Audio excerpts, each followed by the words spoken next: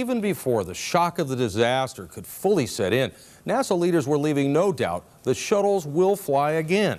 To do anything else, they said, their voices choked with emotion, would be to let the Columbia 7 die in vain.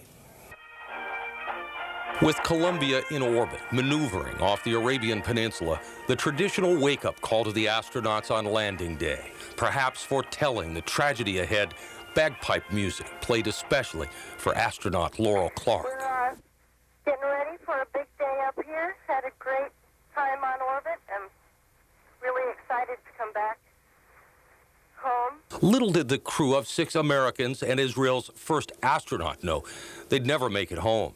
Of the 7, only 3 had flown in space before. Columbia, Houston, UHF comm check. The first hint of trouble, lost communications. This was the last heard from Columbia. And Columbia, Houston, we see your tire pressure messages and we did not copy your last. Roger.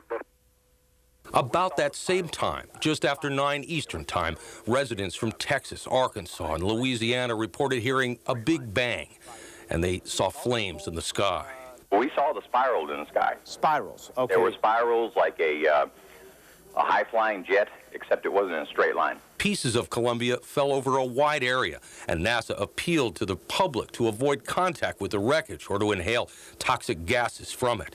And as the countdown clock flag at Kennedy Space Center flew at half-mast, the first words from a shocked NASA.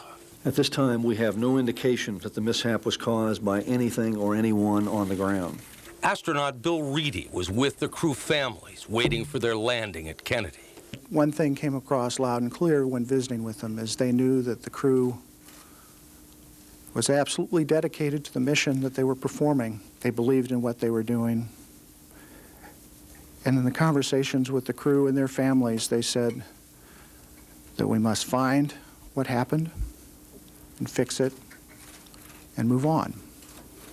And we can't let their sacrifice be in vain. Liftoff of Space Shuttle Columbia with a... Much of the early speculation focused on Columbia's launch.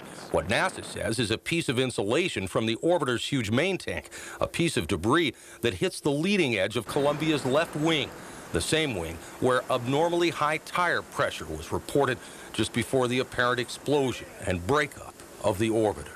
But we have to caution you and ourselves that we can't rush to judgment on it, because there are a lot of things in this business that look like the smoking gun but turn out not even to be close.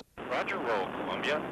Well, there's going to be a period of mourning in this community, but we're going to fix this problem. We're going to get back on the launch pad. We're going to launch shuttles again as soon as we're ready. But first, there will be 2 separate investigations, one inside NASA, the other on the outside. An independent investigation aimed at making sure no stone in this tragedy is left unturned. Back to you.